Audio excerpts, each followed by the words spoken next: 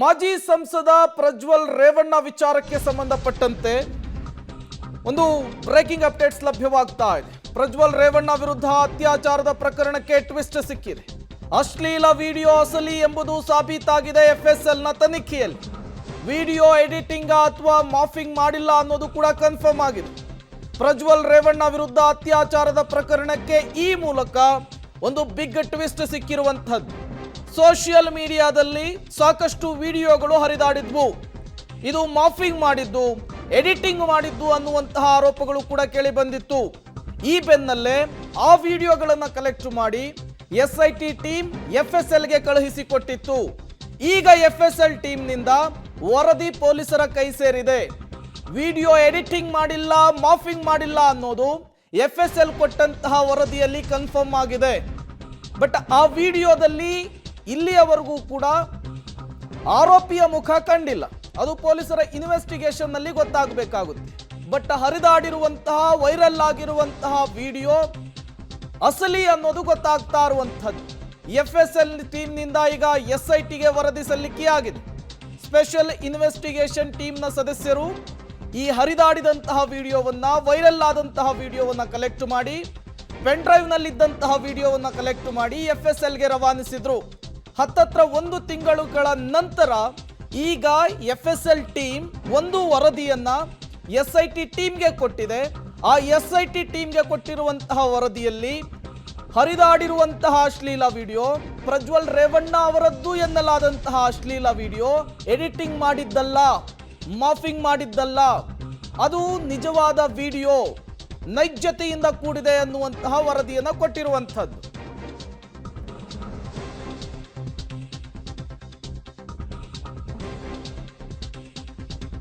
ವಿಡಿಯೋದಲ್ಲಿರುವಂತಹ ವ್ಯಕ್ತಿ ಯಾರು ಅನ್ನೋದನ್ನ ಇಲ್ಲಿಯವರೆಗೂ ಕೂಡ ಗೊತ್ತಾಗಿಲ್ಲ. ಅದು ಎಸ್ಐಟಿ ಟೀಮ್ನ ಇನ್ವೆಸ್ಟಿಗೇಷನ್ ಇಂದ ಗೊತ್ತಾಗಬೇಕಾಗುತ್ತೆ. ಬಟ್ ಹರಿದಾಡಿರುವಂತಹ ವಿಡಿಯೋ, ವೈರಲ್ ಆಗಿರುವಂತಹ ವಿಡಿಯೋ ಅಸಲಿ ಅನ್ನುವಂತಹ ವಿಚಾರ ಗೊತ್ತಾಗ್ತಾ ಇರುವಂಥದ್ದು. ಪ್ರಜ್ವಲ್ ರೇವಣ್ಣ ವಿರುದ್ಧ ಅತ್ಯಾಚಾರದ ಪ್ರಕರಣಕ್ಕೆ ಈ ಮೂಲಕ ಬಿಗ್ ಟ್ವಿಸ್ಟ್ ಸಿಕ್ಕಿದೆ. ಮತ್ತಷ್ಟು ಡೀಟೇಲ್ಸ್ ಅನ್ನು ಕೊಡ್ತಾರೆ ನಮ್ಮ ಕ್ರೈಮ್ ಬ್ಯೂರೋ ಹೆಡ್ ಮುರಳಿ. ದೂರವಾಣಿ ಸಂಪರ್ಕದಲ್ಲಿ ಜಾಯ್ನ್ ಆಗಿದ್ದಾರೆ. ಮುರಳಿ, ಸಾಕಷ್ಟು ವಿಡಿಯೋಗಳು ವೈರಲ್ ಆಗಿದ್ವು. ಹಾಸನದ ಮೂಲೆ ಮೂಲೆಯಲ್ಲಿ ಪೆನ್ ಡ್ರೈವ್ ನಲ್ಲಿ ಹಂಚಿಕೆ ಮಾಡಲಾಗಿತ್ತು. ಅದರ ಅಸಲಿಯತ್ತನ್ನ ಈಗ ಎಫ್ಎಸ್ಎಲ್ ರಿಪೋರ್ಟ್ ಮೂಲಕ ಎಸ್ಐಟಿಗೆ ತಲುಪಿಸಿರುವಂತಹದ್ದು. ಆ ರಿಪೋರ್ಟ್ ನಲ್ಲಿ ಏನೆಲ್ಲ ಅಂಶ ಇದೆ ಅಂತ?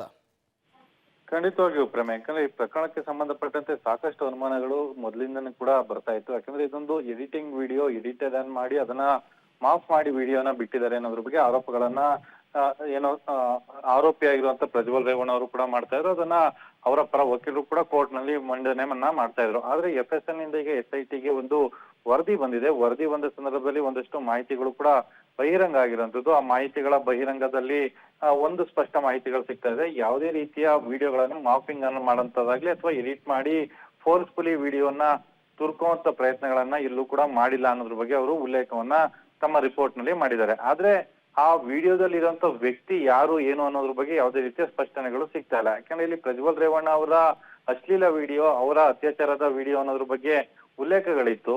ಆದ್ರೆ ಅತ್ಯಾಚಾರದ ಆರೋಪಿಯಾಗಿರುವಂತ ಪ್ರಜ್ವಲ್ ರೇವಣ್ಣ ಅವರ ಮುಖ ಎಲ್ಲೂ ಕೂಡ ವಿಡಿಯೋ ತುಣುಕುಗಳಲ್ಲಿ ಕಾಣದೇ ಇರುವಂತದ್ದು ಅದು ದೊಡ್ಡ ಮಟ್ಟದ ಹಿನ್ನಡೆ ಆಗಿರುವಂತದ್ದು. ಯಾಕಂದ್ರೆ ಎಫ್ಎಸ್ಎಲ್ ನ ವರದಿಯಲ್ಲಿ ವಿಡಿಯೋ ಅಸಲಿಯತ್ತು ಮತ್ತು ವಿಡಿಯೋ ಯಾವುದೇ ರೀತಿಯ ಎಡಿಟೆಡ್ ಅಲ್ಲ ಅನ್ನೋದ್ರ ಬಗ್ಗೆ ಒಂದು ಕಂಪ್ಲೀಟ್ ಒಂದು ರಿಪೋರ್ಟ್ ಅನ್ನ ಕೊಟ್ಟಿದ್ದಾರೆ. ಆದ್ರೆ ಆ ವ್ಯಕ್ತಿ ಯಾರು ಅನ್ನೋದನ್ನ ಫೈಂಡ್ ಔಟ್ ಮಾಡ್ಲಿಕ್ಕೆ ಸಾಧ್ಯ ಆಗ್ತಾ ಇಲ್ಲ. ಆ ವ್ಯಕ್ತಿಯ ಮುಖ ಏನಿದೆ, ಆ ಮುಖದನ್ನ ಇನ್ನಷ್ಟು ಫೈಂಡ್ ಔಟ್ ಮಾಡ್ಲಿಕ್ಕೆ ಸಾಕಷ್ಟು ಸರ್ಕಸ್ ಗಳನ್ನ ಮಾಡ್ಬೇಕು, ಸಾಕಷ್ಟು ತನಿಖೆಗಳನ್ನ ಮಾಡ್ಬೇಕಾಗತ್ತೆ, ಸಾಕಷ್ಟು ಟೆಸ್ಟ್ ಗಳನ್ನ ಮಾಡಿ ಅದಾದ ಬಳಿಕ ಇನ್ನೊಂದಷ್ಟು ಮಾಹಿತಿಗಳನ್ನ ತಿಳ್ಕೊಳ್ಳೋ ಪ್ರಯತ್ನಗಳನ್ನ ಮಾಡ್ಬೇಕು ಅಂತೇಳಿ ಈಗ ಎಫ್ಎಸ್ಎಲ್ ಒಂದು ವರದಿಯನ್ನ ಕೊಟ್ಟಿತ್ತು.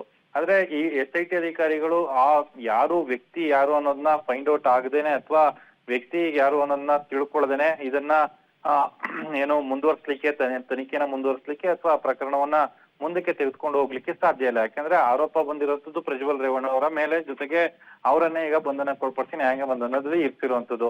ಈ ಸಂದರ್ಭದಲ್ಲಿ ಆ ವಿಡಿಯೋದಲ್ಲಿ ಇರುವಂತದ್ದು ಪ್ರಜ್ವಲ್ ರೇವಣ್ಣ ಅಲ್ಲ ಅಂತ ಬಂದ್ರೆ ಇಡೀ ಪ್ರಕರಣಕ್ಕೆ ದೊಡ್ಡ ಮಟ್ಟದ ಹಿನ್ನಡೆ ಆಗುತ್ತೆ ಮತ್ತು ಪ್ರಕರಣವೇ ಬಿದ್ದು ಹೋಗುವಂತ ಸಾಧ್ಯತೆಗಳೇ ಹೆಚ್ಚಾಗಿರ್ತವೆ. ಆ ಹಿನ್ನೆಲೆಯಲ್ಲಿ ಅದಕ್ಕೊಂದು ಕ್ಲಾರಿಫಿಕೇಶನ್ ಅನ್ನ ಕೇಳಿ ಮತ್ತೆ SIT ಅಧಿಕಾರಿಗಳು ಪತ್ರವನ್ನ ವಾಪಸ್ ಬರೆದಿರುವಂತದ್ದು. ಅಂದ್ರೆ ಯಾರು FSL ನ ಮುಖ್ಯ ನಿರ್ದೇಶಕರಿಗೆ ಪತ್ರವನ್ನು ವಾಪಸ್ ಬರೆದಿದ್ದಾರೆ. ಅದ್ರ ಬಗ್ಗೆ ಇನ್ನೊಂದಷ್ಟು ಆಳವಾಗಿ ತನಿಖೆಯನ್ನ ಮಾಡಬಹುದಾ, ಕ್ಲಾರಿಫಿಕೇಶನ್ ಅನ್ನ ಕೊಡಬಹುದಾ, ಸಾಧ್ಯತೆಗಳಿದೆಯಾ ಅನ್ನೋದ್ರ ಬಗ್ಗೆ ಒಂದಷ್ಟು ಮನವಿಯನ್ನ ಮಾಡ್ಕೊಂಡಿದ್ದಾರೆ. ಬಹುತೇಕ ಆದ್ರೂ ಮತ್ತೊಮ್ಮೆ ವಿಡಿಯೋದ ಅಸಲಿಯತ್ ಏನು ಅನ್ನೋದ್ರ ಬಗ್ಗೆ ಹೊರಗಡೆ ಬಂದ್ರೆ ಅದಾದ ಬಳಿಕ ಪ್ರಕರಣದ ತನಿಖೆ ಇನ್ನೊಂದಷ್ಟು ಚುರುಕಾಗುವಂತ ಸಾಧ್ಯತೆಗಳು ಕೂಡ ಇರುವಂತದ್ದು. Prem. Okay, thank you Murali ತಮ್ಮೆಲ್ಲ ಮಾಹಿತಿಗಾಗಿ. ವಿಧಿವಿಜ್ಞಾನ ಪ್ರಯೋಗಾಲಯ ವರದಿಯನ್ನು ಸಲ್ಲಿಕೆ ಮಾಡಿದೆ. ವೈರಲ್ ಆದಂತಹ ವಿಡಿಯೋ ಅಸಲಿ ಅಂತ ಹೇಳಿ ತಿಳಿಸಿದೆ. ಬಟ್ ವಿಡಿಯೋಗಳಲ್ಲಿ ಪುರುಷನ ಮುಖ ಸ್ಪಷ್ಟವಾಗಿ ಕಂಡು ಬಂದಿಲ್ಲ. ಹೀಗಾಗಿ ವಿಡಿಯೋದಲ್ಲಿರುವಂತಹ ವ್ಯಕ್ತಿ ಯಾರು ಎಂಬುದು ತನಿಖೆಯ ನಂತರವೇ ಗೊತ್ತಾಗಬೇಕಿದೆ.